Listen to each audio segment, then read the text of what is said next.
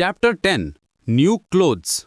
तीसरे चांद्र महीने की सर्द हवा बेस कैंप में बह रही थी और शू किंग एक पत्थर की तरह स्थिर खड़ा था।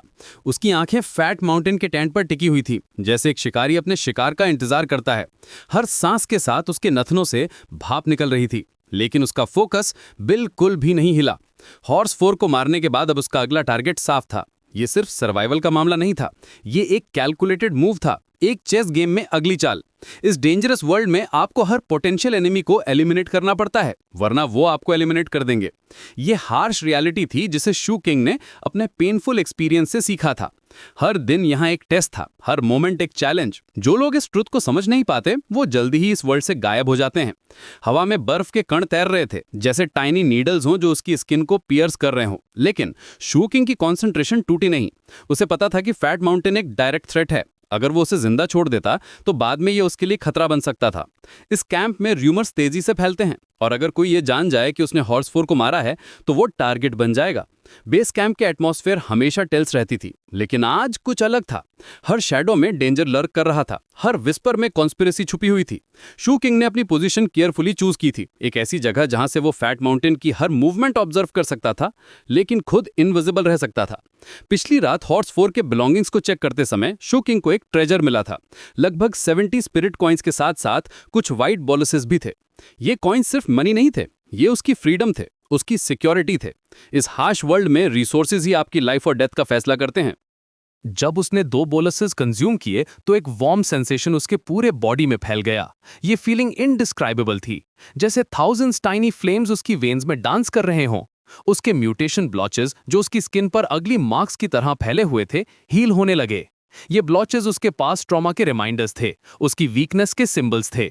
लेकिन अब वो फेड हो रहे थे, जैसे बैड मेमोरीज स्लोली डिसअपियर हो जाती हैं। स्ट्रेंथ में भी सिग्निफिकेंट इंप्रूवमेंट महसूस हुई। उसकी मसल्स में नई एनर्जी फ्लो हो रही थी, उसकी रिफ्लेक्सेस शार्पर हो गई थीं। ये ट्रांसफॉर्मेशन फिजिकल से ज्यादा मेंटल था। पहली बार उसे लगा कि वो सिर्फ सर्वाइव नहीं कर रहा, बल्कि थ्राइव कर रहा है। ये फीलिंग इनक्रेडिबल थी। पहली बार उसे लगा कि शायद इस हार्श वर्ल्ड में भी कुछ अच्छा हो सकता है। उसकी फिजिकल कंडीशन पहले से काफी बेटर हो गई थी, और अब वो पहले से ज्यादा कॉन्फिडेंट फील कर रहा था। ये कॉन्फिडेंस सिर्फ एरोगेंस नहीं था, ये जेन्युइन स्ट्रेंथ से आ रहा था। लेकिन सबसे बड़ी खुशी तब मिली जब उसने एक डार्क फर ओवरकोट खरीदा। शॉप में जाते समय उसके हैंड्स थोड़े कांप रहे थे, एक्साइटमेंट से या नर्वसनेस से वो खुद नहीं जानता था। जब शॉपकीपर ने उसे वो कोट दिखाया तो उसकी आईज में स्पार्कल आ गई। ये कोट उसके लिए लग्जरी से कम नहीं था। डार्क फर सॉफ्ट था, क्वालिटी एक्सेप्शनल थी। जब उसने पहली बार इसे टच किया तो उसे लगा जैसे वो कोई प्रेशियस आर्टिफैक्ट छू रहा है। इतनी फाइन क्वालिटी की चीज उसने पहले कभी नहीं देखी थी। जब उसने पहली बार इसे पहना तो वार्मथ का एहसास उसके पूरे बॉडी में फैल गया। ये फीलिंग उसके लिए बिल्कुल नई थी। उसे याद आया कि कैसे वो बचपन में कोल्ड नाइट्स में शिवर करता था, कैसे उसके पास प्रॉपर क्लोथ्स नहीं थे। लेकिन अब इस मोमेंट में वो कंप्लीट था। कोट का वेट भी परफेक्ट था, heavy enough to feel substantial लेकिन light enough to move freely. Fur की टेक्सचर उसकी स्किन के अगेंस्ट स्मूथ थी, और वार्मथ ग्रेजुअली उसकी बॉडी में पेनिट्रेट कर रहा था। ये सिर्फ फिजिकल वार्मथ नहीं था, ये इमोशनल वार्मथ भी था। शॉप से बाहर निकलते समय शू किंग का चेहरा खुशी से चमक रहा था। उसकी वॉक में एक नया कॉन्फिडेंस था, एक नया प्राइड था। वो केयरफुली मड से बचते हुए वॉक कर रहा था, क्योंकि उसे अपनी नई कोट को डर्टी नहीं करना था। हर स्टेप कैलकुलेटेड था, हर मूवमेंट डेलिबरेट था। ये छोटी सी बात थी, लेकिन उसके लिए बहुत मीनिंगफुल थी। ये कोट सिर्फ क्लोथिंग नहीं था, ये उसकी ट्रांसफॉर्मेशन का सिंबल था। पॉवर्टी से प्रोस्पेरिटी की तरफ, हेल्पलेसनेस से एम्पावरमेंट की तरफ। ये उसकी नई आइडेंटिटी का पार्ट था। अचानक बेस कैंप में कमोशन शुरू हो गया। दूर से एक डजन हॉर्स कैरेजेस अप्रोच कर रहे थे। हॉर्सेस के हूव्स की साउंड रिदमिक थी, लेकिन अर्जेंट भी। कैरेजेस डस्ट का क्लाउड बना रहे थे, जो स्लोली कैंप की तरफ मूव कर रहा था। यह साइड अनयूजुअल थी, क्योंकि नॉर्मली इतनी एक्टिविटी नहीं होती थी। कैंप यूजुअली क्वाइट रहता था, सिर्फ ओकेजनल मूवमेंट्स के साथ। लेकिन अब सडनली ये बस्टलिंग हो गया था। कैरेजेस के साथ मर्चेंट्स और ट्रेडर्स भी आए थे, जिससे पूरा कैंप एक बस्टलिंग मार्केट में ट्रांसफॉर्म हो गया। मर्चेंट्स अपना गुड्स डिस्प्ले कर रहे थे, weapons, medicines, rare artefacts. Traders loudly अपने वेयर्स के बारे में अनाउंस कर रहे थे। कैंप रेजिडेंट्स क्यूरियस होकर गैदर हो रहे थे, देख रहे थे कि क्या अवेलेबल है। ये एटमॉस्फेयर कंप्लीटली डिफरेंट था नॉर्मल कैंप रूटीन से। ये डेवलपमेंट शू किंग के प्लान्स में डिले क्रिएट कर रही थी। वो फैट माउंटेन को टारगेट करना चाहता था, लेकिन अब इतनी क्राउड के बीच ये रिस्की था। टू मेनी विटनेसेस थे, टू मच एक्टिविटी थी। उसे पेशेंस रखना पड़ा और राइट मोमेंट का इंतजार करना पड़ा। पेशेंस यहां सर्वाइवल स्किल था। हेस्टी डिसीजंस ऑफन फेटल होते हैं इस वर्ल्ड में। सू किंग ने अपनी पोजीशन मेंटेन की, लेकिन अब वो मार्केट एक्टिविटी को भी ऑब्जर्व कर रहा था। कभी कभी ऐसी सिचुएशंस में भी अपॉर्चुनिटीज मिल जाती हैं। पूरा दिन मार्केट की एक्टिविटी में बीत गया। पीपल बाइंग और सेलिंग में बिजी थे, नेगोशिएशंस चल रहे थे, डील्स हो रहे थे। एटमॉस्फेयर कंप्लीटली डिफरेंट था नॉर्मल कैंप रूटीन से। ये ऑलमोस्ट फेस्टिवल जैसा लग रहा था, लेकिन सू किंग जानता था कि ये टेम्पररी था। जू किंग ने अपना टाइम ऑब्जर्व करने में स्पेंड किया, फैट माउंटेन की मूवमेंट्स को ट्रैक करते हुए। वो देख रहा था कि कैसे फैट माउंटेन भी इस एक्टिविटी में पार्टिसिपेट कर रहा है, लेकिन साथ ही कॉशियस भी है। एक्सपीरियंस्ड लोग हमेशा अलर्ट रहते हैं, चाहे सिचुएशन कितनी भी नॉर्मल लगे। मार्केट में वेरियस टाइप्स के लोग थे, कुछ जेन्युइन बायर्स, कुछ क्यूरियस ऑनलुकर्स, कुछ पोटेंशियल ट्रबल मेकर्स। जू किंग ने सबको मेंटली कैटेगराइज किया। ये हैबिट उसने डेवलप की थी, हर पर्सन को पोटेंशियल थ्रेट या एलाई के रूप में असेस करना।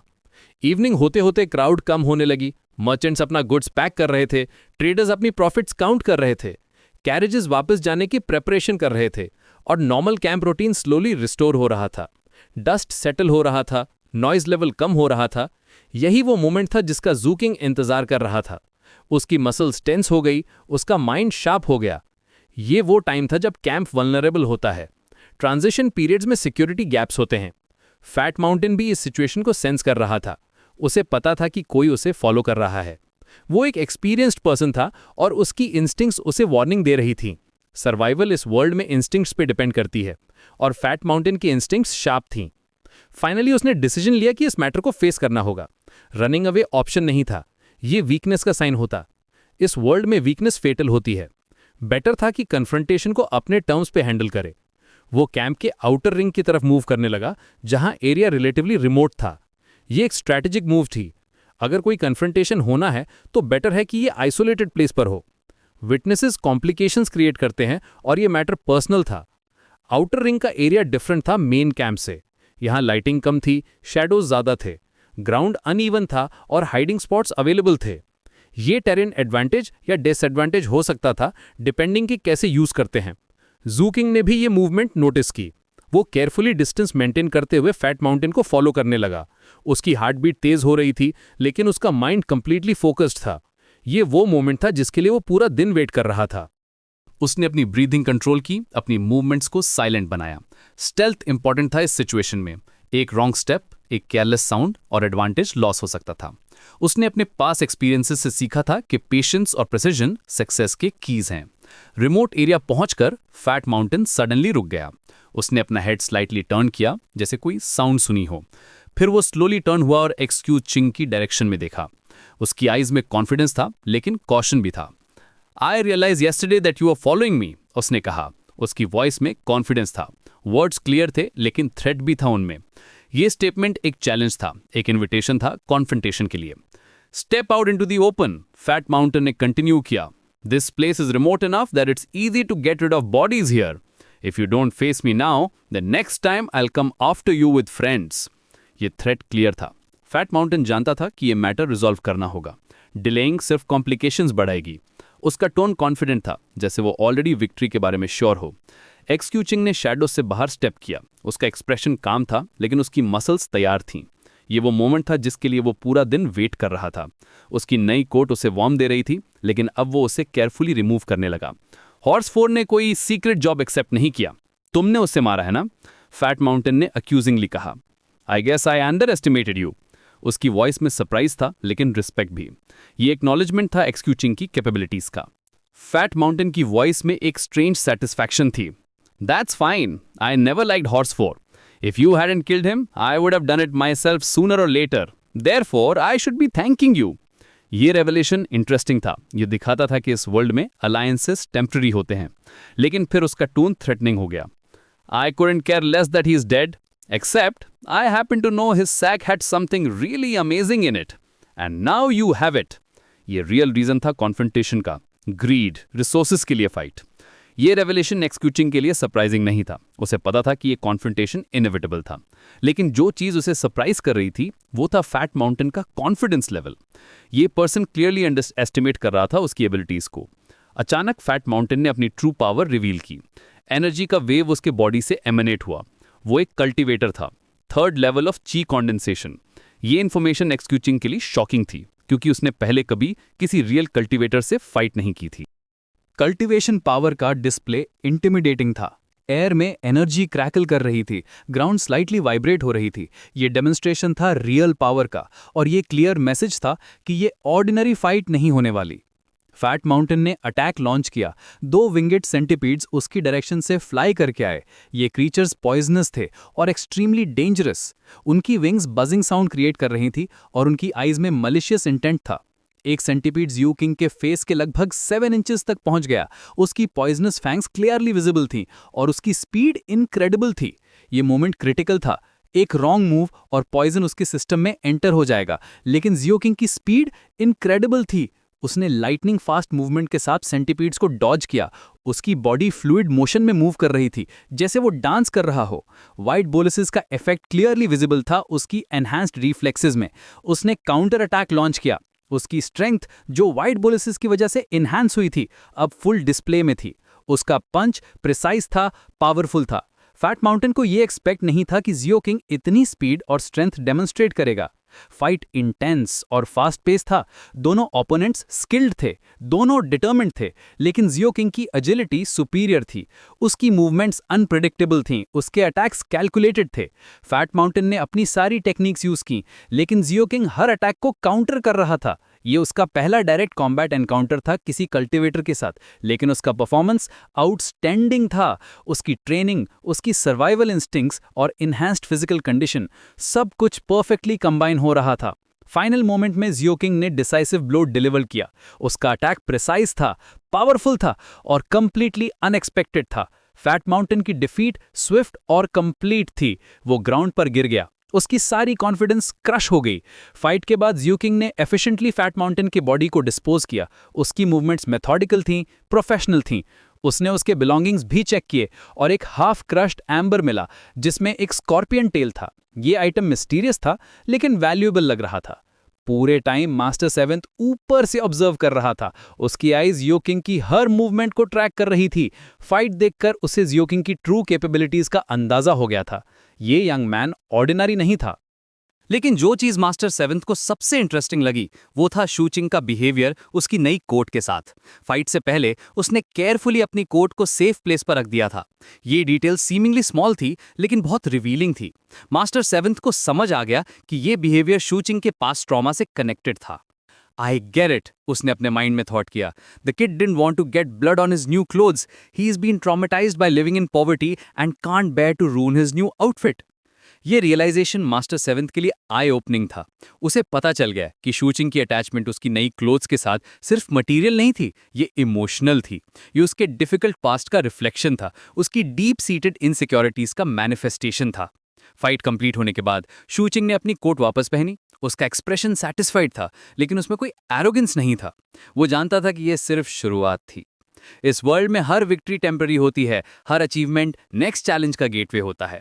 मास्टर 7 कंटिन्यू करते हुए ऑब्जर्व कर रहा था।